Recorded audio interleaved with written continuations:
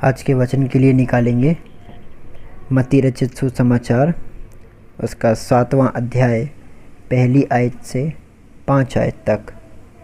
मत्ती रचित सुसमाचार 7वां अध्याय पहली आयत से 5 आयत तक। यहाँ इस प्रकार लिखा है, दोष मत लगाओ कि तुम पर भी दोष ना लगाया जाए, क्योंकि जिस प्रकार तुम दोष लगाते हो उसी प्रकार तुम पर भी दोष लगाया जाएगा, और जिस नाप से तुम नापते हो उसी नाप से तुम्हारे लिए भी नापा जाएगा। तू क्यों अपने भाई की आँख के तिनके को देखता है और अपनी आँख का लट्ठा तुझे नहीं सूझता? जब तेरी आँख में लट्ठा है तो तू अपने भाई से कैसे कह सकता है कि ला मैं तेरी आँख से तिनका निकाल दूँ? हे कपटी, पहले अपनी आँख में से लट्ठा निकाल ले, तब तू अपने भाई की आँख का तिनका भली भांति देख कर निकाल सकेगा। ये परमेश्वर का वचन है। परमेश्वर का धन्यवाद हो। प्रार्थना करेंगे। हमारे महान सामर्थी प्रेमी परमेश्वर, हृदय से धन्यवादित है आपके तमाम आशीषों के लिए। ख़ास तौर से धन्यवाद देना चाहते हैं पिता परमेश्वर इस समय के लिए जो आपने हमको प्रदान किया है कि हम आपके वचन पर मनन चिंतन करने पाएँ, क्योंकि ये ऐसा दौर है, ऐसा समय है परमेश्वर, जिस समय आपका सहारा, आपका वचन, आपसे प्रार्थना, यही हमको इसमें जीवित रख सकती है। प्रार्थना करते हैं परमेश्वर इस वचन पे आपकी आशीष हो, और जब ये वचन बोया जाता है तो प्रभु ये 100 गुना फल लाने वाला हो, और जो लोग इसे सुनते हैं वो उसको अपने जीवनों में ग्रहण करने पाएँ। सारा आदर महिमा आपको देते हैं, प्रभु यीशु क्रिस्त के नाम में होकर मांगते हैं, आमीन। सभी को जय मसीह की। आज का विषय है दोष मत लगाओ, डोंट ब्लेम। ये ऐसा समय है, ऐसा दौर है जिसमें हम चल रहे हैं अभी, और बहुत ही मॉडर्न ज़माना हो चुका है। बहुत सारी चीज़ें बदल चुकी हैं, तरह तरह के बदलाव हम अपने संसार में आते हुए देखते हैं। अगर हम पिछले 10 सालों से कंपेयर करें आज के दिन को, तो बहुत ही ज़्यादा डिफरेंस हमें देखने को मिलेगा। और इसी बदलती दुनिया में जैसे जैसे समय बीतता जा रहा है, दुनिया बदलती जा रही है, और ऐसे समय में हमारे लिए बहुत आवश्यक है कि हम अपने आप को परमेश्वर की नज़दीकी में और लाते जाएं, क्योंकि जैसे जैसे समय बढ़ता जा रहा है वैसे वैसे बुराई भी बढ़ती जा रही है। और बुराई का कोई एक रूप नहीं है, बुराई कई प्रकार की बुराई है। पाप अब बहुत सारे रूप ले चुका है, अलग अलग जगहों पे अलग अलग प्रकार का पाप पाया जाता है। और हम इस बात को समझ सकते हैं कि पाप चाहे छोटा हो चाहे बड़ा हो, बुराई चाहे थोड़ी हो चाहे ज़्यादा हो, लेकिन उसकी मजदूरी मृत्यु ही है। हम प्रार्थना करेंगे परमेश्वर से कि होने पाए कि वो हमारी इस कठिन परिस्थिति में हमारा सहायक बने और अपने वचन के द्वारा हमसे बातचीत करे और हमें वो सही मार्ग दिखाए, ताकि हम इस सांसारिकता में रहते हुए भी उसकी ओर बढ़ते चले जाएं और अपने लिए उस अनंत जीवन के मार्ग को पाने पाएं।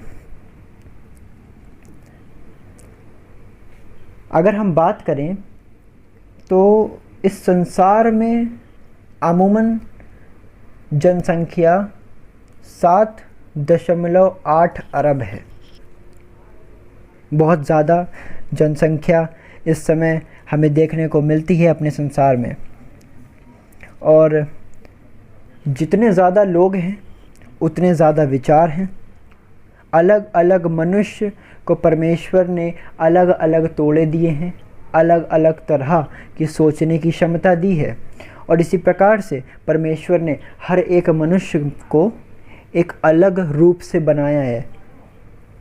हम कभी भी अगर एक जगह पे एकत्रित हों और वहाँ पे अगर किसी बात पर कोई टॉपिक छिड़ जाए तो हम देखने पाते हैं कि हर मनुष्य अपना एक अलग विचार उस टॉपिक से रिलेटेड रखता है। बहुत ही कम होता है कि लोगों की विचारधारा मेल खाए, वरन लगभग हर मनुष्य अपने विचारों को अलग अलग तरह से औरों के सामने प्रस्तुत करता है।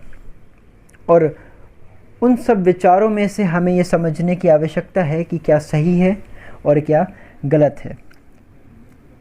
लेकिन कई बार ऐसा होता है कि जब जो विचार हम रखते हैं या जो विचारधारा हमारी होती है, अगर उस प्रकार से चीज़ें नहीं चलती या उस प्रकार से जैसा हम चाहते हैं वैसा नहीं होता, तो हम क्रोधित हो जाते हैं। हम अपने मन में तरह तरह की बातें बनाने लगते हैं और एक ईर्ष्या की भावना हमारे मन में आ जाती है। और उस ईर्ष्या की भावना के साथ हम अपनी बात को इस प्रकार से सिद्ध करने पे लग जाते हैं कि हम फिर किसी को भी बुरा या भला या गलत कह देते हैं। बहुत बार ऐसा होता है, ये मनुष्य का व्यवहार है, ये स्वाभाविक है कि जब उसकी बात को नहीं सुना जाता है या उसकी बात को नहीं माना जाता है तो वो अपने को सिद्ध करने के लिए बहुत सारे कार्य करता है। लेकिन उस कार्य को करने के साथ साथ हमें इस बात को समझने की आवश्यकता है कि अगर हम अपनी बात को किसी को समझाना चाह रहे हैं या हम अपने विचारों को किसी के ऊपर व्यक्त करना चाह रहे हैं, तो हमारा तरीका क्या है। हमारा तरीका सहज होना चाहिए, सही होना चाहिए। दोष लगाना, जब हम किसी पर दोष लगाते हैं तो हम एक तरह से उसके जीवन पर दोष लगाते हैं। हम मनुष्य पे तो दोष लगाते ही लगाते हैं, लेकिन हम उसके जीवन पर भी दोष लगाते हैं। उसके बचपन से लेके उसके उस समय तक हम उसके पूरे जीवन पर दोष लगा देते हैं। क्यों? क्योंकि हमारी बात को वो समझ नहीं सका, इसलिए। और ये जो प्रक्रिया है ये मनुष्य के अंदर निरंतर चलती रहती है। अगर मेरी बात नहीं मानी गई तो मैं सही हूँ, ये मनुष्य गलत है। अगर हम देखें अपने बाइबल में तो हम पाते हैं कि दोष लगाने की शुरुआत कहाँ से हुई और किस प्रकार से ये दोष मनुष्य के बीच में आया। यदि हम उत्पत्ति में देखें तो उत्पत्ति 3 अध्याय उसकी 8 आयत से 13 आयत में हम पाते हैं, यहाँ पे इस प्रकार लिखा है, तब यहोवा परमेश्वर जो दिन के ठंडे समय वाटिका में फिरता था का शब्द उनको सुनाई दिया। तब आदम और उसकी पत्नी वाटिका के वृक्षों के बीच यहोवा परमेश्वर से छिप गए। तब यहोवा परमेश्वर ने पुकार कर आदम से पूछा, तू कहाँ है? उसने कहा, तेरा शब्द बारी में सुनकर डर गया, क्योंकि मैं नंगा था इसलिए छिप गया। उसने कहा, किसने तुझे बताया कि तू नंगा है? जिस वृक्ष का फल खाने के लिए मैंने तुझे मना किया था, क्या तूने उसका फल खाया? अब यहाँ से ध्यान से सुनिएगा। आदम ने कहा, जिस स्त्री को तूने मेरे संग रहने को दिया है उसी ने उस वृक्ष का फल मुझे दिया और मैंने खाया। तब यहोवा ने स्त्री से कहा, तूने यह क्या किया? स्त्री ने कहा, सर्प ने मुझे बहका दिया तब मैंने खाया। यहाँ पर हम देख सकते हैं कि जब परमेश्वर ने अदन की वाटिका बनाई, सब चीज़ों की सृष्टि करी और परमेश्वर ने सारा अधिकार अपनी सृष्टि का मनुष्य के हाथों में सौंप दिया और उसने एक आज्ञा दी उनको कि उस अदन की वाटिका में एक भले और बुरे के ज्ञान का वृक्ष था जिसका फल उनको खाने के लिए परमेश्वर ने सख्त मना किया था। और हम जानते हैं किस प्रकार से सर्प ने हवा को बहकाया और हवा ने वो फल खाया और साथ ही साथ आदम को भी खिला दिया। लेकिन अब हम यहाँ पे देखते हैं जब परमेश्वर उनके पास आया है उनसे बातचीत करने, और जब परमेश्वर को पता चला कि इन्होंने उसकी आज्ञा का उल्लंघन किया है, तो अब यहाँ पे हम देखते हैं कि जब परमेश्वर ने आदम से पूछा तो आदम ने उस ब्लेम को या उस दोष को उठाकर स्त्री पर या हव्वा पे रख दिया, और जब परमेश्वर ने हव्वा से पूछा तो हव्वा ने उठा के उस दोष को सर्प के ऊपर रख दिया। मतलब उन्होंने अपने खुद के जीवन को जो परमेश्वर की ओर से उनको उपहार में मिला था, जिसे हम कहते हैं फ्री विल, उसको भी उन्होंने नहीं समझा और फिर भी शैतान के बहकावे में आकर उन्होंने उस वृक्ष के फल को खा लिया। सबसे बड़ा उपहार परमेश्वर की ओर से जो हमें मिला है वो है हमारी फ्री विल, हमारी अपनी इच्छा। सही गलत हम जानते हैं, लेकिन आखिरी में हमारे ऊपर डिपेंड करता है कि हम सच का साथ देते हैं या झूठ का, सही का साथ देते हैं या गलत का। ये उपहार परमेश्वर की ओर से मिला है हमें, और आज जब हम इस संसार में रहते हैं तो हम उस उपहार का कई बार गलत उपयोग भी करते हैं।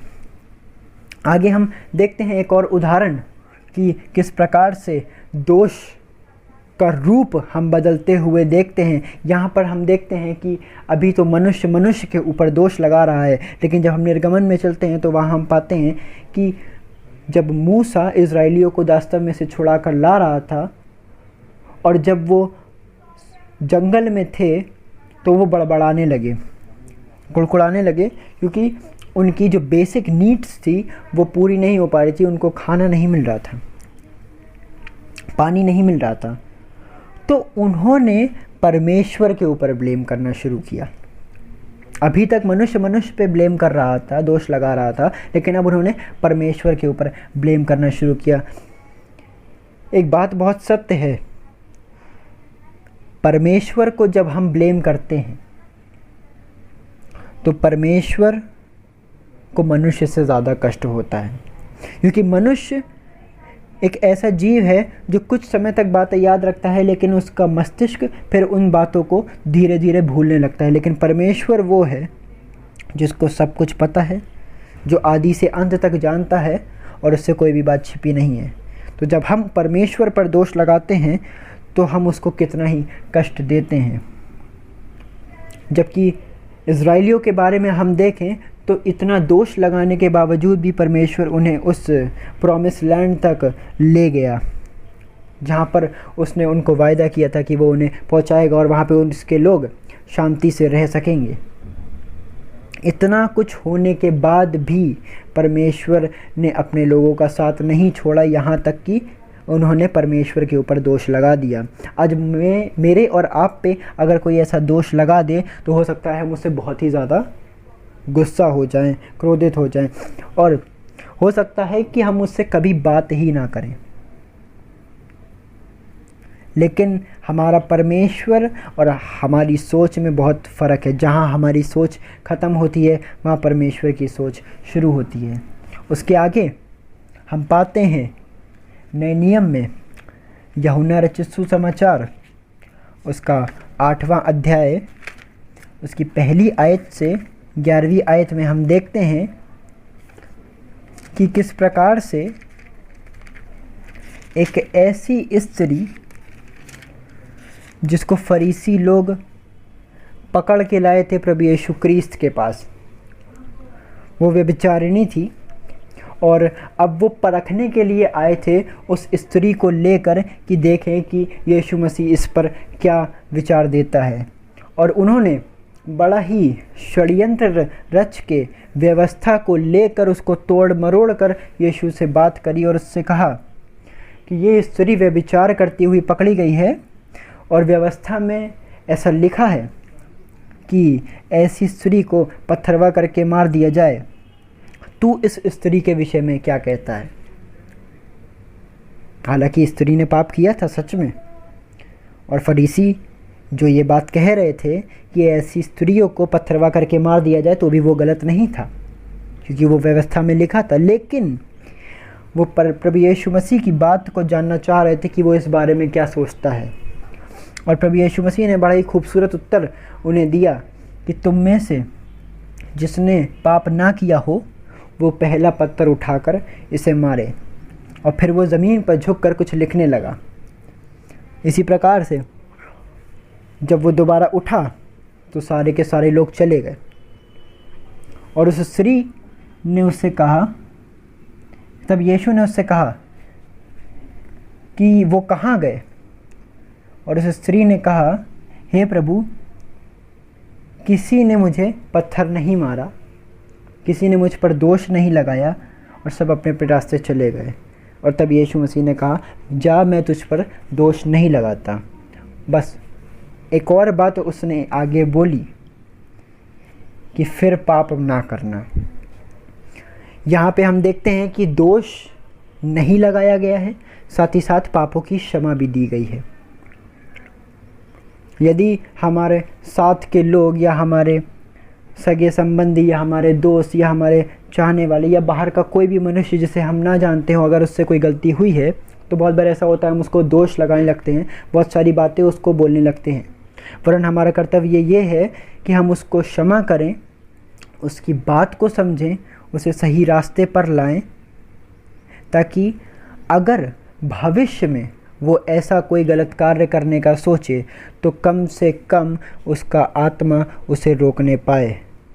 क्योंकि जब हम उसको कोई बात समझाएंगे तो वो उस बात को प्रबलता के साथ लेगा। जब हम किसी मनुष्य को क्षमा करें उसके पापों के लिए, तो वो हमारी बातों को और भी अच्छे से समझने पाएगा। क्योंकि हम एक बहुत ही खूबसूरत संबंध बनाते हैं मनुष्य के साथ जब हम एक दूसरे को क्षमा करते हैं। क्योंकि सबसे कठिन कार्य है क्षमा करना।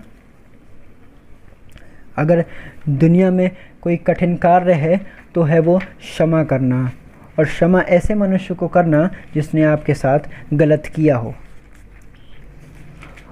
हमारा प्रभु यीशु क्रिस्त भी इसीलिए आया कि वो हमारे पापों से छुटकारा दे, हमें क्षमा करे। लेकिन हम इस बात को नहीं समझते कि जब हम किसी पर दोष लगाते हैं तो हमारे जीवनों में भी कितना ही दोष भरा हुआ है। अगर हम पहला कुरिन्थियों उसका 4 अध्याय और इसकी 4 आयत को देखें तो वहाँ पौलुस अपनी पत्री में ये कहते हैं, क्योंकि मेरा मन मुझे किसी बात में दोषी नहीं ठहराता, परंतु इससे मैं निर्दोष नहीं ठहरता, क्योंकि मेरा परखने वाला प्रभु है। अगर हम अपने अपने जीवनों को बारीकी से देखें, जांचें, परखें, तो हो सकता है हमें समझ में आए कि हम कहाँ कहाँ गलत हैं। लेकिन अगर हम एक ग्लैंस मार के दूसरे की गलतियों को निकालेंगे तो हम कभी भी अपने आप को उसके जगह पर रख कर नहीं देख पाएंगे। क्योंकि जब हम किसी पर दोष लगाते हैं तो हमें इस बात को समझना चाहिए कि क्या मेरा दोष लगाना किसी पर सही है कि नहीं, क्या मैं खुद में सही हूँ कि नहीं। अगर हम सही हैं तो हम किसी को सच बात समझा सकते हैं, वरना अगर हमारे अंदर ही खोट है तो हम सामने वाले से ये नहीं कह सकते कि तुम्हारे अंदर खोट है। क्योंकि जब हम पवित्र खुद नहीं हैं तो हम सामने वाले से कैसे कुछ कह सकते हैं। इसी प्रकार से मत्ती 7:1-5 आयत में हम पाते हैं, वहाँ पे लिखा है कि पहले अपनी आँख का लट्ठा निकाल, तब तू अपने भाई की आँख का तिनका भली भांति देखने पाएगा। इस बात से मुझे और आपको समझने की आवश्यकता है कि जब हम किसी पर दोष लगाने जाते हैं तो सबसे पहले मुझे और आपको अपने जीवनों को जांचने की आवश्यकता है, ताकि जब हम किसी को दोष लगाएं या किसी को सही मार्ग पर लाने का प्रयास करें तो होने पाए कि हम खुद भी उस सही मार्ग पर चल रहे हों। वरन अगर हम उस सही मार्ग पर नहीं होंगे तो जिसको हम समझाने जा रहे हैं वो भी यही बात हमसे बोलेगा कि पहले खुद सही बनो, फिर दूसरों को सही करना। होने पाए परमेश्वर हम सबों को ऐसी तौफीक बख्शे कि हम अपने जीवनों को जांचने पाएँ, और जब हम किसी पर दोष लगाने जाते हैं तो हम खुद के जीवनों को परखने पाएँ कि हमारे जीवनों में कहाँ कहाँ हम दोषी ठहरते हैं, कहाँ कहाँ हमने परमेश्वर की आज्ञा का उल्लंघन किया है, और कहाँ कहाँ हमने अपनों को या परायों को या अपने पड़ोसी को या दूर के लोगों को हमने माफ़ किया है या नहीं किया है। या आज भी हम अपने मन में बैर लेके चल रहे हैं, आज भी हम उन पे दोष लगाने को तैयार हैं, आज भी हम उन पे क्रोधित हैं। पहले मुझे और आपको खुद को जांचने की आवश्यकता है, क्योंकि प्रभु यीशु क्रिस्त ने जो दूसरी सबसे बड़ी आज्ञा दी वो यही थी कि अपने पड़ोसी को अपने समान प्रेम करना, यानी कि हर एक मनुष्य को अपने समान प्रेम करना, और जिससे हम प्रेम करते हैं हम ना उस पर दोष लगाते हैं, ना उसको बुरा भला बोलते हैं, ना उसे ईर्ष्या, ना जलन, ऐसी कोई भी गलत भावना हम उसके प्रति नहीं रखते हैं, वरन हम उसको प्रेम करते हैं ताकि वो उस प्रेम को समझने पाए और प्रभु की संगति में आगे बढ़ने पाए, होने पाए। परमेश्वर हम सबों को अपने वचन के द्वारा आशीष दे। आइए प्रार्थना करें। हमारे जीवते अनुग्रहकारी दयालु प्रेमी परमेश्वर, हम आपको धन्यवाद देते हैं आपकी आशीषों के लिए। ख़ास तौर से धन्यवाद देते हैं परमेश्वर कि आपने हमको ऐसी समझ दी है कि हम सही और गलत में भेद करने पाएँ, साथ ही साथ हम अपने जीवनों को भी जांचने पाएँ।